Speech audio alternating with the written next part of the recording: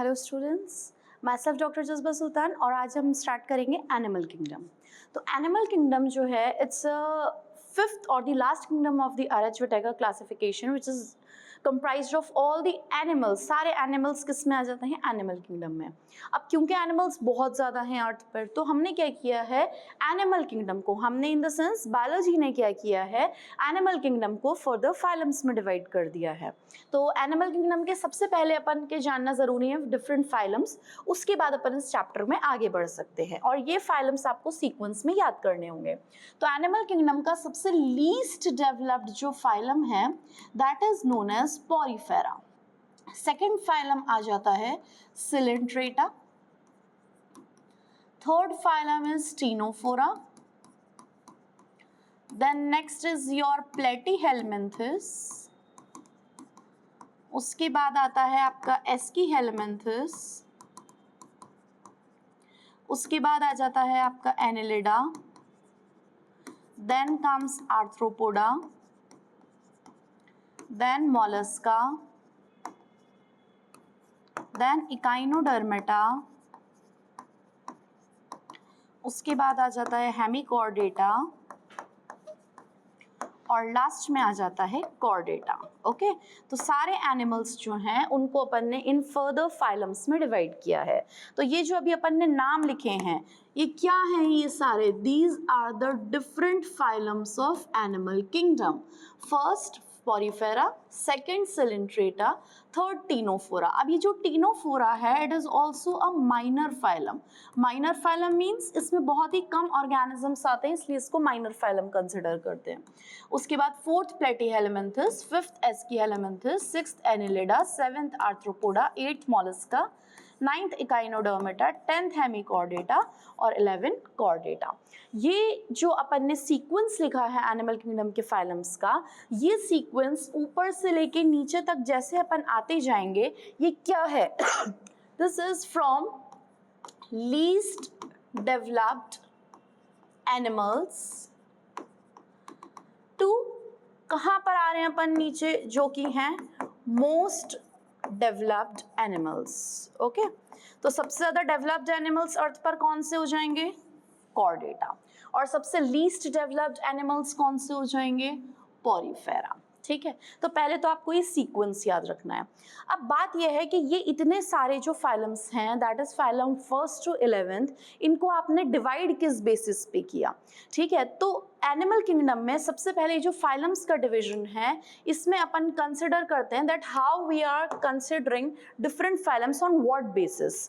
तो इसलिए अपन को जानना जरूरी है basis of classification, that on what basis we are classifying all these organisms। ठीक है, तो जब बेसिस ऑफ क्लासिफिकेशन की बात करते हैं तो फर्स्ट इसमें आता है आपका लेवल ऑफ ऑर्गेनाइजेशन। तो ऑर्गेनाइजेशन मीन्स क्या होता है? ऑर्गेनाइजेशन मीन्स बॉडी कैसे ऑर्गेनाइज्ड है। भाई उसमें सेल्स हैं, या सेल्स ज़्यादा कंबाइन हो चुके हैं तो टिश्यू बन गया है, या टिश्यू कंबाइन होकर ऑर्गन्स बन चुके हैं। तो लेवल ऑफ ऑर्गेनाइजेशन जो है ये फर्स्ट हो जाता है आपका बेसिस ऑफ क्लासिफिकेशन। इसमें सबसे पहला या स्मॉलेस्ट यूनिट ऑफ क्लासिफिकेशन अगर अपन देखें तो that is what? That is your cellular level. कि भाई अभी सिर्फ सेल्स हैं, क्योंकि सारे ही एनिमल्स मल्टी सेल्यूलर होते हैं। तो यहाँ पर क्या हुआ? सेल्यूलर लेवल में it is also known as loose cell aggregate. Aggregate means एक जगह आके सेल्स इकट्ठे हो गए, लेकिन अभी वो टिश्यू में कन्वर्ट नहीं हुए हैं। सेल्यूलर लेवल के बाद आ जाता है आपका tissue level of organisation. Tissue level के बाद आ जाता है आपका organ level of organisation. Organ level के बाद आ जाता है आपका organ system level of organisation. और जब बहुत सारे ऑर्गन सिस्टम्स होते हैं बॉडी में, जैसे digestive system, respiratory system, excretory system, तो कंप्लीट ऑर्गन सिस्टम लेवल जो है वो कंप्लीट एक ऑर्गेनिज्म फॉर्म करता है। नाउ अब अपन ने ये जो बेसिस ऑफ क्लासिफिकेशन लिखा है, अगर अपन इन फाइलम्स को पढ़ें तो यहाँ पर इनको जानना इसलिए ज़रूरी था कि फॉर एग्जांपल अगर अपन सेल्यूलर लेवल या लूज सेल एग्रीगेट की बात कर रहे हैं तो भाई ये लूज सेल एग्रीगेट जो है ये पाया कौन से फाइलम में जाता है? तो फर्स्ट फाइलम जो कि सबसे लीस्ट डेवलप्ड फाइलम है दैट इज योर पॉरीफेरा, तो इसका एग्जाम्पल हो जाएगा पॉरीफेरा। मतलब इसमें सेल्स तो हैं, एक जगह आके इकट्ठे भी हो गए, सब अपना अपना अलग अलग काम भी कर रहे हैं, लेकिन अभी वो टिश्यू में कन्वर्ट नहीं हुए हैं। उसके बाद अगर अपन टिश्यू लेवल ऑफ ऑर्गेनाइजेशन की बात करेंगे तो इसमें आ जाएंगे आपके सिलेंट्रेटा और टीनोफोरा, दो फाइलम आते हैं इसमें, that is your coelenterata and second phylum आ जाता है आपका टीनोफोरा। उसके बाद अगर अपन ऑर्गन लेवल जाएंगे तो ये ज्यादा डेवलप्ड ऑर्गेनिज्म है, तो ऑर्गन लेवल में आ जाएगा आपका नेक्स्ट वाला फाइलम, दैट इज फाइलम प्लेटीहेलमिन्थस। और अगर अपन ऑर्गन सिस्टम्स की बात करते हैं तो यहाँ पर प्लेटीहेलमिन्थस के बाद है आपका एस्कीहेलमिन्थस। तो बच्चों एस्कीहेलमिन्थस से लेके कॉर्डेटा सभी डेवलप्ड हैं और सब में क्या मौजूद है, organ system level of organisation. तो ये आपका एस्कीहेलमिन्थस टू कॉर्डेटा यहाँ पर आ जाएगा, ठीक है। ये हो गया आपका first basis of classification, that is level of organisation. अब अपन बात करेंगे सेकंड बेसिस ऑफ क्लासिफिकेशन की। तो सेकंड बेसिस ऑफ क्लासिफिकेशन जो है ये आ जाता है आपका डाइजेस्टिव सिस्टम।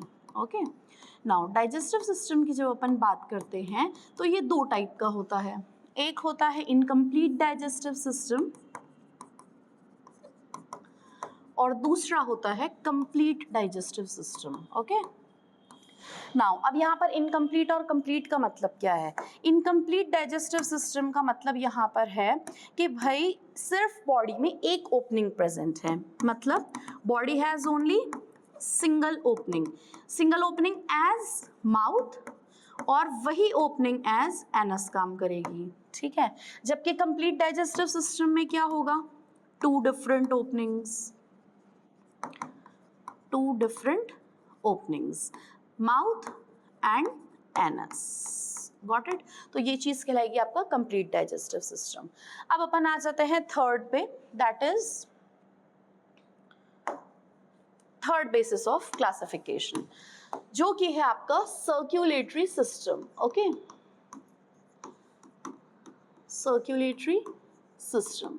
अब अगर अपन सर्क्यूलेटरी सिस्टम की बात करते हैं तो आपके दिमाग में क्या आता है, भाई ब्लड बह रहा होगा बॉडी में, है ना, या उसमें आर्टरीज, वेन्स, कैपिलरीज होंगी, ब्लड वेसल्स होंगी। तो अगर अपन एनिमल्स की बात करते हैं तो animals have two types of circulatory system, एक होता है ओपन सर्क्यूलेटरी सिस्टम और दूसरा होता है क्लोज्ड सर्क्यूलेटरी सिस्टम। अब इन दोनों में क्या डिफरेंस है, भाई ओपन सर्क्यूलेटरी सिस्टम में सारे ही ऑर्गन्स ब्लड में डायरेक्टली कॉन्टैक्टेड होते हैं, तो that means what, open circulatory system में organs directly bath into the blood. Okay, वो डूबे पड़े रहते हैं ब्लड में, तो that means what, blood direct contact में है ऑर्गन्स के। जबकि क्लोज्ड में क्या है, यहाँ पर organs are supplied with blood through blood vessels, got it। तो यहाँ पर ऑर्गन्स में जो ब्लड जा रहा है वो किसके थ्रू जा रहा है, ब्लड वेसल्स के थ्रू जा रहा है। ब्लड वेसल्स मीन्स यहाँ पर क्या क्या चीजें प्रेजेंट होंगी। अगर अपन ब्लड वेसल्स की बात करते हैं तो ब्लड वेसल्स कौन कौन सी होती हैं, आर्टरीज, वेन्स एंड कैपिलरीज, ये सारी तीनों ब्लड वेसल्स यहाँ पर प्रेजेंट हैं।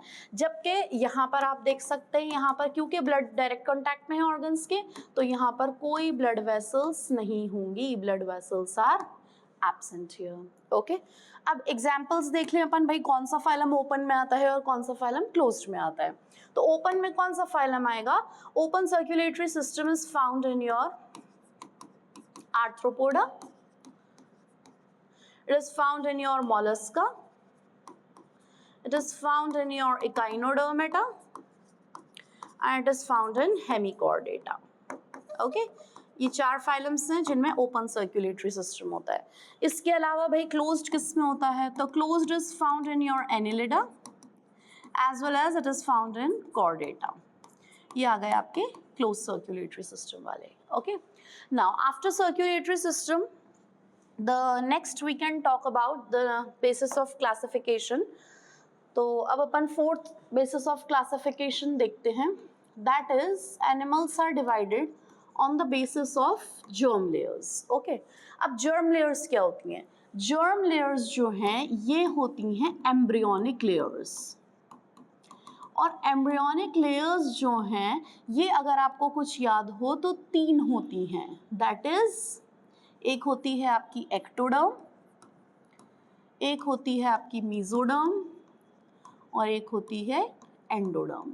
ठीक है, तो एनिमल्स की बॉडी में कुछ ऑर्गन्स तो बनाती है आपकी एक्टोडर्म, कुछ ऑर्गन्स बनाती है मेसोडर्म और कुछ ऑर्गन्स बनाती है एंडोडर्म। ठीक है, so on the basis of number of germ layers involved, okay, so number of germ layers involved, इसके बेसिस पे और animals are classified into 2 groups. Okay, first group is diploblastic animals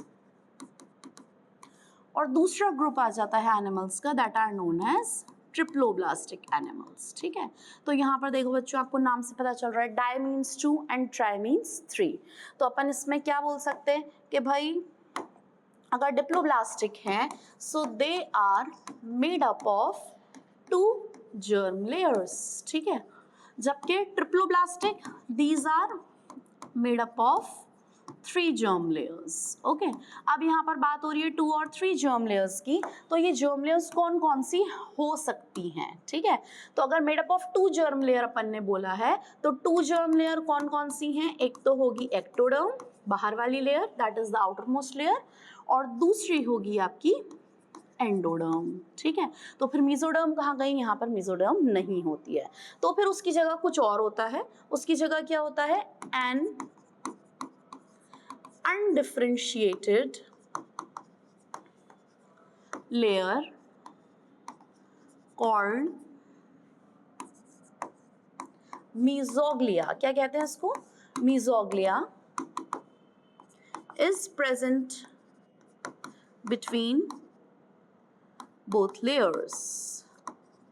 okay, तो यहाँ पर mesoderm तो नहीं है लेकिन एक अनडिफरेंशिएटेड लेयर है, ये चीज़ याद रखनी है आपको बच्चों, अनडिफरेंशिएटेड लेयर। अगर ये डिफरेंशिएट हो जाती तो ये मेसोडर्म में कन्वर्ट हो जाती, लेकिन क्योंकि ये अनडिफरेंशिएटेड रह गई तो इसका नाम क्या रख दिया, मेसोग्लिया रख दिया। ठीक है, तो अगर अपन इसका डायग्राम देखें तो यहाँ पर ये वाली जो लेयर है this is the outer most layer, जिसको अपन क्या बोल सकते हैं, एक्टोडर्म। ठीक है, इसके अंदर वाली अगर अपन लेयर देखें तो वो हो जाएगी inner most layer, that is उसको अपन क्या बोलेंगे, एंडोडर्म। ठीक है, तो फिर ये जो बीच वाला पार्ट है ये क्या है, ये आपका अनडिफरेंशिएटेड पार्ट है, और अनडिफरेंशिएटेड पार्ट का अपन ने क्या नाम रख दिया, अपन ने रख दिया मेसोग्लिया। ओके, नाउ इसी के ऑपोजिट अगर अपन ट्रिप्लोब्लास्टिक देखते हैं तो यहाँ पर it is made up of 3 germ layers. अब 3 जर्म लेयर्स कौन कौन सी हैं, तीनों की तीनों हैं, दैट इज एक्टोडर्म भी है, ठीक है, मेसोडर्म भी है और एंडोडर्म भी है। ठीक है, तो अब अगर यहाँ पर तीनों जर्म लेयर्स हैं और अपन इसका डायग्राम बनाएं तो सबसे ये आउटर मोस्ट लेयर बना दी अपन ने, इसको अपन ने बोल दिया एक्टोडर्म। ठीक है, उसके अंदर वाली अपन ने जो इनर मोस्ट लेयर है वो भी बना देते हैं, तो ये हो गई आपकी इनर मोस्ट लेयर, इसको अपन ने बोल दिया एंडोडर्म। ठीक है, अब क्योंकि अपन ने बोला कि इसमें तीनों लेयर्स प्रेजेंट हैं, तो तीनों लेयर्स प्रेजेंट हैं तो बताना तो पड़ेगा ना कहाँ प्रेजेंट है, तो दैट मीन्स व्हाट, ये जो बीच वाली पूरी लेयर है ये पूरी लेयर किसकी है, this is your mesoderm, so this layer is mesoderm. ठीक है, तो क्योंकि ये ऑर्गेनिजम्स 3 जर्म लेयर्स के बने हुए हैं दे आर ट्रिप्लोब्लास्टिक, ये 2 जर्म लेयर्स के बने हुए हैं दे आर डिप्लोब्लास्टिक। अब अपन देख लेते हैं इनके एग्जांपल्स कि भाई कौन कौन से फाइलम किस कैटेगरी में आते हैं। तो डिप्लोब्लास्टिक जो है, डिप्लोब्लास्टिक ये 2 ही फाइलम होते हैं, दैट इज योर सिलेंट्रेटा और उसके बाद आ जाता है आपका टिनोफोरा। ठीक है, इसके बाद वाले जितने भी हैं, again I am saying Ctenophora के बाद से प्लेटीहेलमिन्थस से लेके एंड तक दैट इज कॉर्डेटा। तो यहाँ पर अपन एग्जाम्पल क्या लिखेंगे, अपन यहाँ पर लिखेंगे प्लेटीहेलमिन्थस टू कॉर्डेट्स। ये सब के सब क्या हैं, these all are triploblastic animals. Okay, चलो ये अपना हो गया जर्म लेयर का classification. Now after germ layers अपन नेक्स्ट बेसिस ऑफ क्लासिफिकेशन देखते हैं। नेक्स्ट बेसिस ऑफ क्लासिफिकेशन जो है वो आ जाता है आपका सिमेट्री। ओके, सिमेट्री मीन्स क्या होता है भाई, एक जैसी चीज़ अगर आप कहीं से डिवाइड करके देखते हो तो सेम सेम आनी चाहिए। तो on the basis of symmetry animals जो हैं वो अगेन 3 टाइप्स के होते हैं। ठीक है, नाउ फर्स्ट क्या है इसका सिमेट्री, भाई पहले तो वो हैं जिनकी कोई सिमेट्री है ही नहीं, means you can't divide them imaginary into two equal halves. तो पहले हो जाएंगे आपके एसिमेट्रिक या एसिमेट्रिकल एनिमल्स, ठीक है, गॉट इट। उसके बाद सेकंड आ जाती है आपकी रेडियल सिमेट्री, और तीसरी आ जाती है आपकी बाइलेटरल सिमेट्री।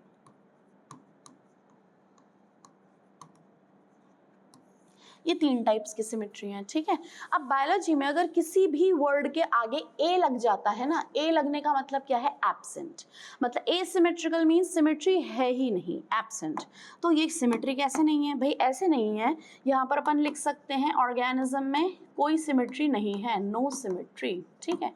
कैसे नहीं है सिमेट्री, फॉर एग्जाम्पल आपने ये डायग्राम बनाया, ठीक है, पॉरीफेरा का एक, अगर आप इसको डिवाइड करना चाहो into 2 equal halves by a imaginary line, ये जो डॉटेड लाइन है ये सिर्फ एक इमेजिनरी लाइन है, तो आप देख सकते हो ये और ये दोनों पार्ट्स इक्वली आइडेंटिकल नहीं है, नहीं। अगर आप ऐसे डिवाइड करोगे तो भी आप देख सकते हो ऐसे भी कोई इक्वल नहीं आ रहा है, that means what, you can't divide this animal into 2 equal halves. तो इसमें कौन आ जाता है, इसमें आ जाता है आपका फाइलम फर्स्ट वाला जो था, दैट इज फाइलम पॉरीफेरा, ठीक है। उसके बाद आ जाते हैं अपन रेडियल सिमेट्री। रेडियल सिमेट्री में क्या होता है, an imaginary line is drawn, ठीक है, सब में इमेजिनरी लाइन ही बनाएंगे, an imaginary line is drawn which passes through the, which कहाँ से पास हो रही है, passes through the central axis of the organism, ठीक है। तो इसमें जो मेन टर्म है आपको याद रखना है वो क्या है, वो मेन टर्म है आपका सेंट्रल एक्सिस। जो इमेजिनरी लाइन है वो कहाँ से पास होनी चाहिए, सेंट्रल एक्सिस से पास होनी चाहिए, ठीक है, of the organism, and divide the organism into 2 equal halves from any plane, okay. तो यहाँ पर एक और चीज ध्यान रखनी है, फ्रॉम एनी प्लेन मीन्स आप लाइन कहीं से भी ड्रॉ करो, किसी भी प्लेन से ड्रॉ करो, वो लाइन हमेशा उस ऑर्गेनिज्म को 2 इक्वल पार्ट्स में डिवाइड करेगी, ठीक है। फॉर एग्जाम्पल हमने ये ऑर्गेनिज्म बना दिया और ये जो है ये क्या था इसका सेंट्रल एक्सिस, क्या है ये इसका सेंट्रल एक्सिस, ठीक है।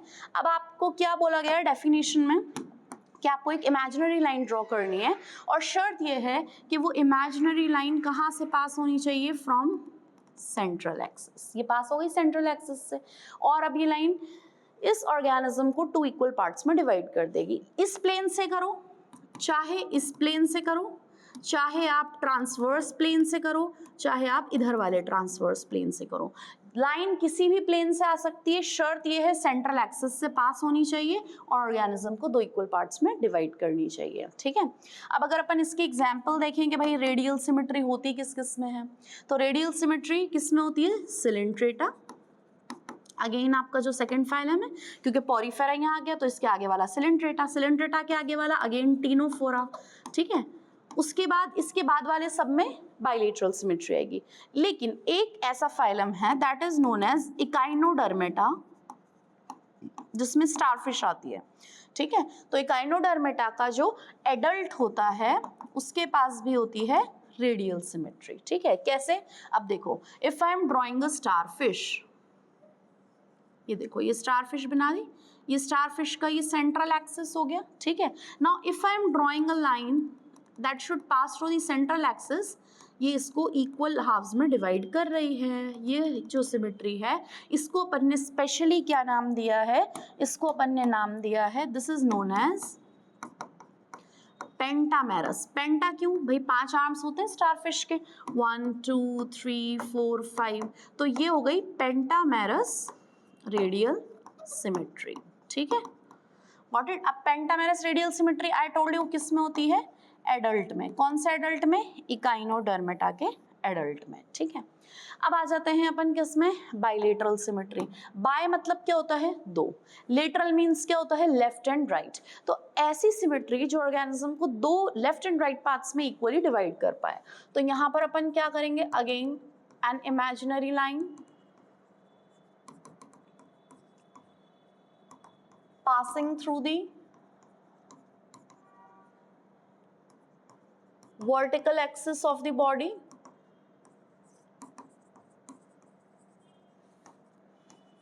and divides the body into two equal lateral means क्या होता है, right and left, okay, and divides the body into two equal lateral halves. और अब जो दो हाफ्स हैं वो दोनों एक दूसरे के आइडेंटिकल होने चाहिए, इक्वल होने चाहिए और मिरर इमेजेस होनी चाहिए. तो अपन यहाँ पर क्या लिखेंगे, two halves should be identical, equal and mirror images of each other. मतलब for example if will seen humans, अपन अगर ऐसे इमेजिनरी लाइन बीच में से ड्रॉ करते हैं तो वो अपनी बॉडी को लेफ्ट एंड राइट हाफ्स में डिवाइड करती है.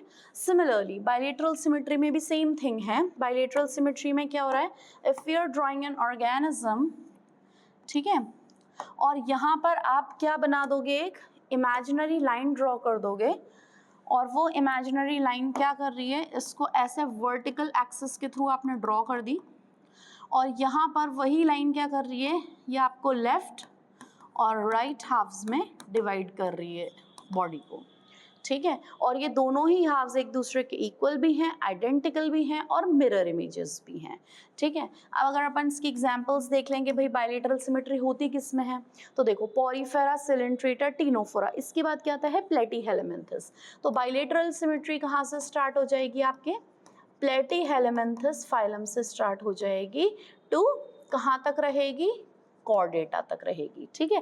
सिवाय किसके, इकाइनोडर्मेटा के, क्योंकि इकाइनोडर्मेटा का एडल्ट क्या होता है, पेंटामेरस रेडियल सिमेट्री, ठीक है. लेकिन अगर अपन बोले यहाँ पर भाई इकाइनोडर्मेटा का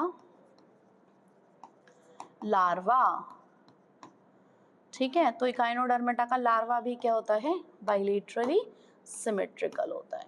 गॉट इट, ये हो गया आपका सिमेट्री. नाउ आफ्टर सिमेट्री अगर अपन नेक्स्ट टॉपिक देखें, ठीक है, ये आपका आ गया फिफ्थ सिमेट्री, ओके. फोर्थ हो गया, फिफ्थ हो गया. देखो शुरू से अपन एक बार रिवाइज कर लेते हैं. ये आपके सारे फाइलम्स थे, पोरिफेरा, सिलेंट्रेटा, टिनोफोरा. ये आपका लेवल ऑफ ऑर्गेनाइजेशन था, डाइजेस्टिव सिस्टम था, ये आपका सर्कुलेटरी सिस्टम था, ये आपका जर्म लेयर्स था, डिप्लोब्लास्टिक, ट्रिप्लोब्लास्टिक. ये आपका सिमेट्री था, that is asymmetrical, bilaterally symmetrical as well as radially symmetrical. Okay, तो आज अपन ने पूरे 5 बेसिस ऑफ क्लासिफिकेशन देखे. आज के लिए इतना ही काफ़ी है.